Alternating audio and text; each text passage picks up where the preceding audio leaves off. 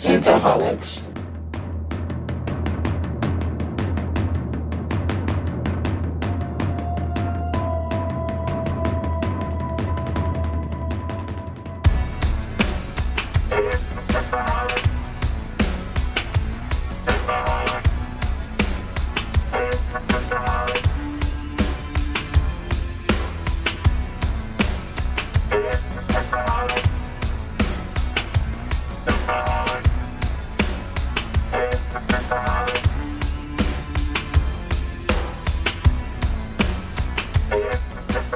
Welcome to Synthaholics. Thank you so much for downloading this episode. Today we have myself, Aaron O'Brien, and David Duncan. Hey, Ringworms! Dave, we are now in chapter 28 and going to go to chapter 29. And we get to catch up with Gurney Halleck. Gurney! We missed the old crinkly bastard. Well, it's great. Josh Brolin is playing him in the new movie. I wish they just CG him to look like Thanos, because Thanos is pretty ugly, but Josh Brolin not so much. Yeah, Josh Brolin's especially in his younger years, he was like with the hunk kind of guy, but now he's matured, obviously. He's a grizzled, gray fox type character. I'm sure some people would say that, right? Yeah, he's a silver fox. Yeah. Oh, yeah. That's right. I think they would call him a silver fox for sure. And if your paycheck's pretty big, most people are. That's an aphrodisiac for most. So yeah, that's true. Very true. Dave, the opening lines here, what I thought was interesting for chapter 28. It says, "We came from Caladan, a paradise world from our former life. There existed no need in Caladan to build a physical paradise or a paradise of the mind. We could see the actuality all around us, and the price we paid was the price men have always paid for achieving a paradise in this life. We went soft. We lost our edge." Oh, luxury. It makes us soft. Benjamins, they make us soft. The Benjamins make you soft. That's right. When you're scrapping for food and you're just fighting everybody for something, you're pretty lean and mean. But after that, gotta get in with the Fremen. That's right. So, but Gurney, he takes a different choice. So we catch up with Gurney. He has been rescued. Him and his troop, his men, have been rescued by the smuggler's son. Remember, the smuggler's son was killed the smuggler's father was killed by Dr. Yui after the big banquet dinner, and killed Shadow Mapes too. So this is the son is called Stabman Tuuk. I think I'm pronouncing that correct. So, and they're having a meeting in Tuuk's office. And the audiobook, I think I say Tuuk. Tuuk? Okay, Tuuk. Mm-hmm. Yeah, it's a strange. It's Tuek, so I guess you could say Tuuk. It's like, do you say Gurney Halleck or Halleck? Halleck. Yeah, exactly. Anyway, so they're talking in his office, and they basically Gurney says basically, like, I have a settled score with the Harkonnens, especially Rabban. Rabban gave him the scar on his cheek, apparently, or on his jawline there. So he wants to get revenge, and he made me ugly. Yeah, make him you were ugly. Ugly before. You just made him more ugly. I'm gonna cut up his little green thong thing too. It's ugly. Well, that's Faye, not Rabban's the beast. Oh, Rabban, so. I'm sure has one too. It's just even more beastly. Sure you just don't want to see what's underneath that. Oh my God! It's like a Klingon. There's like two dicks. Yeah. Yeah. So, but the smuggler is like, the smuggler wants. Gurney's like, don't you want to have revenge for them killing your father? And the smuggler's like, yeah, I do, but I also have a business to run, and I want to survive. So I have things to do here. So I am going to get my revenge. This is not going to be at this very moment. And Gurney's ready just to run out the door and get revenge against Raban. And he's like, it just doesn't make any sense. Like, just settle down. Yeah. It reminds me of the Dune redub thing I sent you, where like Gurney doesn't say anything. He just like charges and goes, grrr. That's very much in character of how Gurney is portrayed here. And it was in the redub, which is just a joke. Well, the other thing is that Gurney still is under the impression that Jessica was the traitor. Man, him and Thufir, they just blame it on the woman, huh? But then the smuggler tells Gurney, says, well, I've been hearing from rumors that Thufir is now working for the Harkonnens. So he probably is the traitor. Uh-oh. And then, and Gurney's like, you think he's the traitor? And the smuggler goes, this is academic. He says, we think the witch is dead. At least the Harkonnens believe it. So, and then he gives the idea that they went into the sandstorm and there's probably nothing left of them, which obviously is incorrect, which we'll find out even more by next chapter. But, and then also, there's also talk about like the smuggler. So the smugglers will take in Gurney and his men, but they have to kind of work off. They can go anything where they want. They don't have to stay with the smugglers, of course, but they would like them to stay. But if they're going to take them in and get them off planet, like if some of the guys want to go back to Kaladin, they have to work their position off so they can make the transit through the guild. So they definitely have enough money that they can, they can go to the guild and have the guild transport their ships, throughout the universe. So option A. Well, and that's the other option is the smuggler says, do you want to join us? And then also Gurney brings up that that the Harkonnens, not the Harkonnens, but the Sardaukar are working with the Harkonnens, and the Sardaukar are hunting now the Fremen. And they, I'm trying to find the word here that they use. It's an unusual word that use the idea that they're called. It says, haven't you? This is Gurney says, haven't you heard that there may have been Sardaukar with the Harkonnens? And the smuggler says, more rumors. He says, but a pogrom. That isn't the Harkonnens. A pogrom is wasteful. So a pogrom is basically like an ethnic cleansing, like the decimation of the Holocaust of the Jews or something like that. And so the Sardaukar are going after the Fremen like an ethnic cleansing, genocide. Yeah, genocide kind of thing. And just like Archer and Phlox. So I was very interested. I never heard that. So I wonder if that's a Dune word. I'm not sure, but I looked it up with Dune attached to it, and that's what it came up with. So interesting. Yeah. So he's like, well, do you want to go with the Fremen, and you can join them, and you can fight the Harkonnens and the Sardaukar and be hunted, or you can stay with me, work with me, and obviously we'll take our revenge against Raban and the Harkonnens as time comes. But it won't happen right away. We're gonna hit them in the pocketbook. And so Gurney thinks about it for a while, and then he pledges his sword to him. So, and my axe, and my axe, and my bow. So then, Gurney says, "I'm going to go down to my men, check on them." And one of the men have been injured, and he's on the verge of death. And he asked Gurney to sing a song for him. So he gets his instrument out and sings "Wet Ass Pussy." Yeah.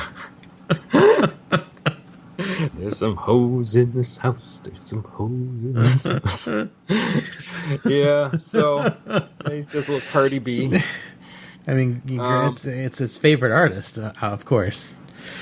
So yeah, he sings the song, and the guy passes as he's singing, and he stops and he closes his eyes, and then his last thought before the chapter ends is, "Now we are 73 people, so 73 men survive." So, so that's interesting. So Gurney is now running with the smugglers. I think it'd be more interesting if we knew how many people were there at the beginning, because we didn't really get any numbers like pre Harkonnen, jumping ambush numbers. We don't know those numbers. Oh, how many? Yeah, Gurney is like, maybe there was 200 in the beginning. Maybe there was 110. And he's just, that's 5. 6? 3, sir. No, how what's this?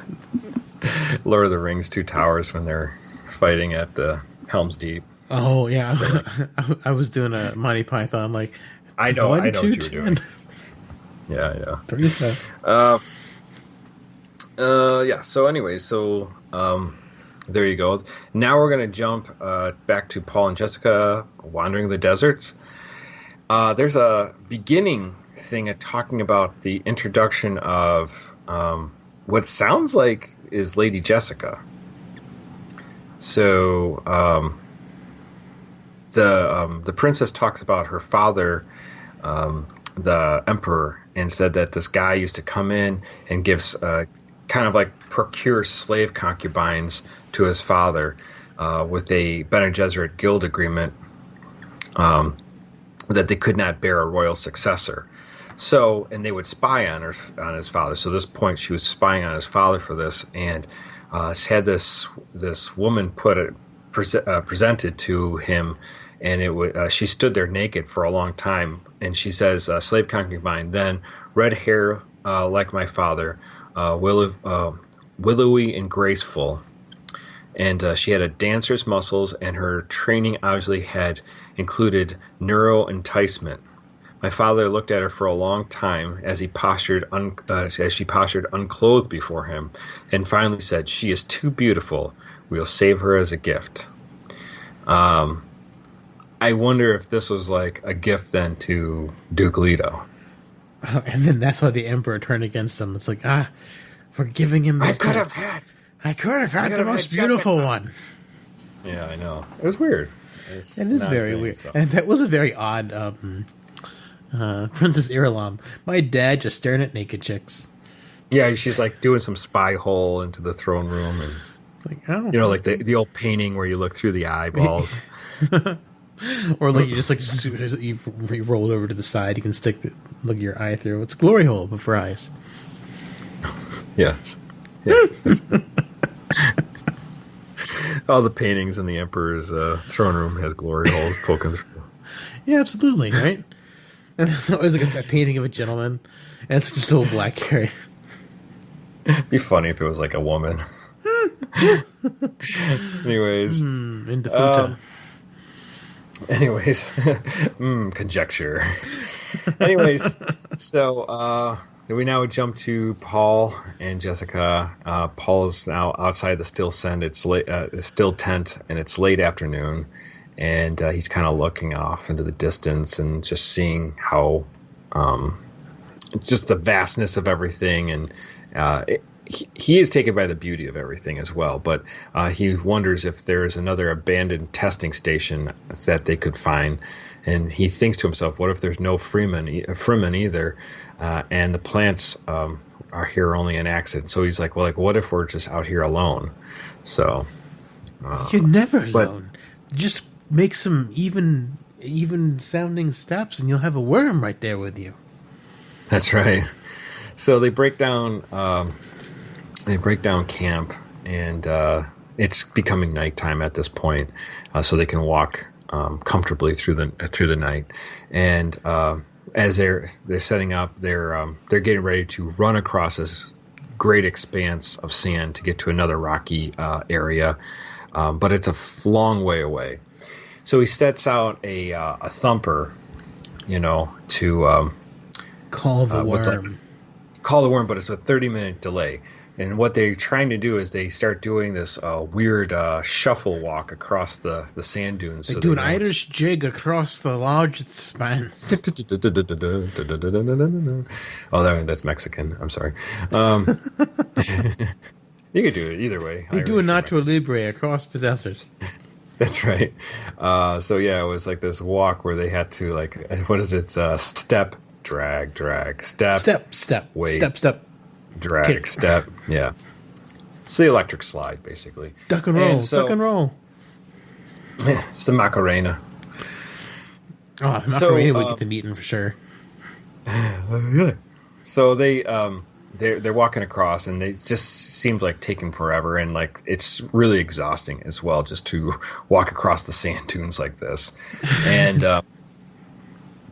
then the thumper starts kicking in, and so they're still doing the walk across there while the thumpers, and Paul's like, do not look back, just keep moving. And then they hear off behind them the worm come out, and it's like thrashing around and crashing into the rocks and stuff like that, and like they're just like, keep looking forward, do not look at that worm, you might turn to salt if you look behind. And so they're going out and just walking this rhythm, and then unfortunately they get to a what's it called, an area where it's called drum sand. Huh. So basic drum sand is when you walk across it, it just vibrates like a drum. Oh. So it's like this. It's a harder sand. So they're like, shit, we're on drum sand now. So even if we walk without rhythm, we're still making the noise, the vibrations on this drum sand. So then they just still calling the worms. Yeah. So they just start running. They're just taking off to the rock formation because now like the wind. They're screwed. And so they start going across to get to the rock. So when they get to the rocky area, he's noticing. Paul notices that these like poles that are set up, and Jessica doesn't see him right then, but he's seeing there's been evidence that obviously the Fremen have been out there, and then the ski slopes already. Yeah. So they're climbing. They're getting into the area, but they notice that there's another thumper that's going, that called because a worm starts coming and it basically poises right on top, like right in front of Paul and Jessica, and like it's going to attack, and it starts trying to go after him. Paul feels exhilarated by it, and Jessica uses all her Bene Gesserit training not to literally freak out. So there's two different. Staring into the eye of the worm. I mean, the mouth of the worm is kind of like it looks like an eyeball, kind of, in the new Dune movie trailer. Yeah, it does. And actually, I think this is sort of it. The only thing I think is different about this is that scene in the movie where the worm is kind of like looking right at them is it looks like it's during day, and it would be during night in the book. So yeah. That's the only difference I notice. I mean, if that's the scene we're looking at in that movie from here, but and then the worm takes off because somebody sent another thumper off to distract the worm, and so Paul and Jessica take off more into the rock formations, and they find that these rock areas have these carved steps. So. No sign of intelligent life here. Oh well. More evidence that they're completely alone in the world. Fremen. And then they find themselves in this garden, and there's these like greenery of some sorts, like plant life that's in there, and they even see like little mice jumping through in this garden, and even a bird takes off. So they see all these things. So, and it's then suspicious. From behind, they hear a voice, and it says, "What does it say? Most intruders here regret finding the Fremen," and then they're about to. Paul gets actually pretty scared by this, but Jessica kind of feels like they just want our water of our flesh. So they're just like, they don't care about us. They're there just to take our water. So basically kill us and then take our water. So, they're going to put us through a meat grinder. Yeah. And so it says you hear a voice call out from the base in the rim. It says, "Make it quick, Still. Get their water and let's be on our way. We have little enough time before dawn." And I'm assuming this is Stilgar, because why would they call him Still? So, he's wearing a still suit. That's right. And then, but Paul can't see the future at this point, so there's something muddling his future view. And that's how the chapter ends. That they just meet up with the Fremen. So, and that's where we're at. So, oh, no. Paul and Jessica made their way successfully to the Fremen. It looks like by now, and Gurney has hooked up with a bunch of smugglers to do some spice running with Han Solo. Yeah, they got to work on that Kessel run. That's right. Mm-hmm. Any thoughts on these two chapters, Dave? Oh, it was good. It's good to see Gurney still alive and kicking and counting his men. Singing songs? And singing songs. You know, you got to sing something that Cardi B. Got to send your men off to the afterlife in style. Mm-hmm. Right. And then, Paul and Jessica dancing across the desert trying to avoid some worms unsuccessfully.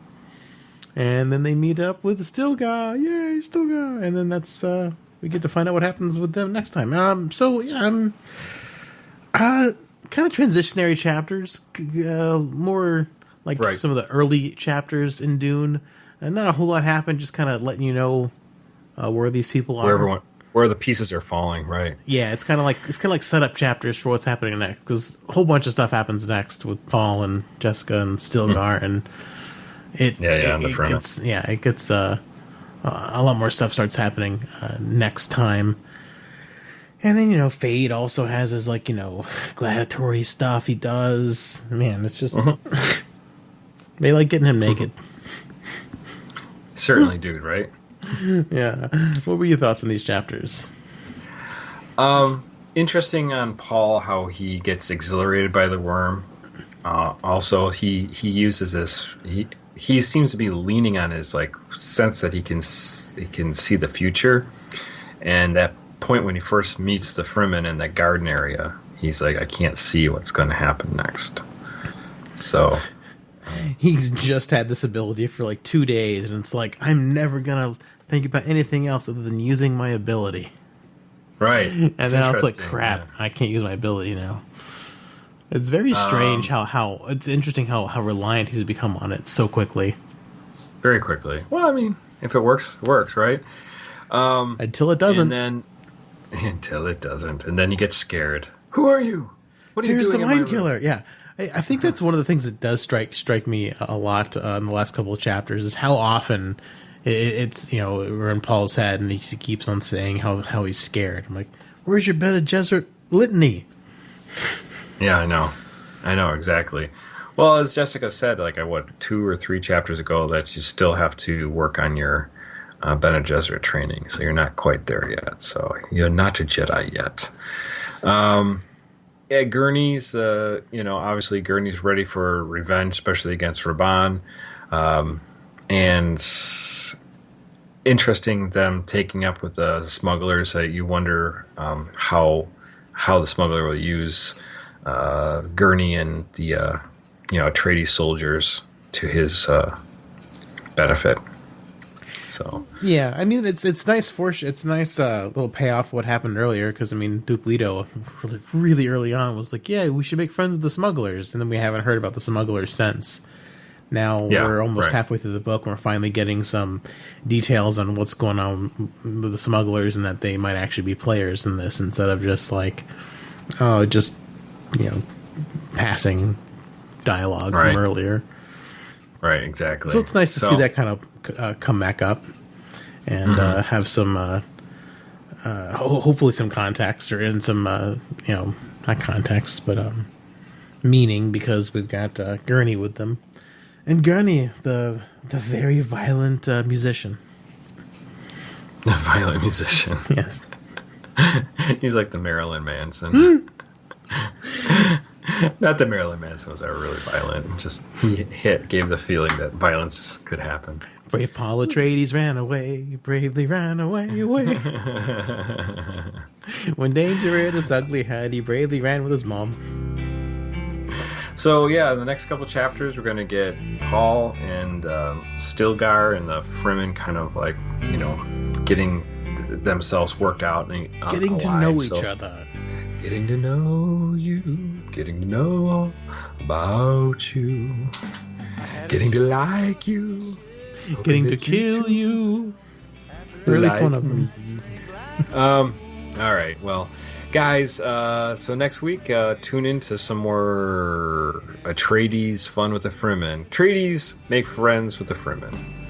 Absolutely. That's what, we'll call it. Guys, if you need to make any extra points to something we missed or something else that you want to talk about Dune, you can always email us at synthaholics@yahoo.com. You can hit us up on our Facebook group, Facebook.com/groups/Synthaholics. You can comment there. You can go to our Twitter. Our Twitter is Synthaholic Duo, so you can hit us up and say, hi, and anything else that you want to bring up. And if the show is something you want to support, please go to our Patreon, patreon.com/Synthaholics, and you can support us there. All right, Dave, until next week, we will be talking Dune. Let the spice flow into that wet-ass pussy. Oh, jeez. All right, let the spice flow, guys. Well, McCoy, my boy, come mix me a drink. Before the night's over, I'll puke in the sink, and we'll cry till we laugh, and we'll both shit our pants. You're the best drinking friend I ever had. Oh, God. You brought it up today. You sent me the video of Gilbert Godfrey, reading the lyrics to Wet Ass Pussy, so that's been on my mind. There's another video of him reading 50 Shades of Grey. That's gotta be great. You gotta look at that. That's funny because they're doing him reading it like in a recording studio, but then like it's like a commercial for 50 Shades of Grey, and it's and they show these ladies like listening to it as they're doing like their workouts or whatever, and they're just like they're all like, you can tell they're sort of getting turned on, but it's so hilarious the way he's reading it because there's like so like grating just how he talks. I love Gil. He should totally be the voice of the Cerritos computer. I mean, what do you want? What do you want? I didn't hear that. Please try that again. Computer's upset that I was trying to talk to like Gilbert Godfrey. All right, we're recording. It's a sandy world after all. It's a sandy world after all. There's wormies coming to kill you. It's a small, small, small, small ringworm. It's a fungal infection, people. Oh no. Got ringworms around the rectum. Oh, God. They're circling it.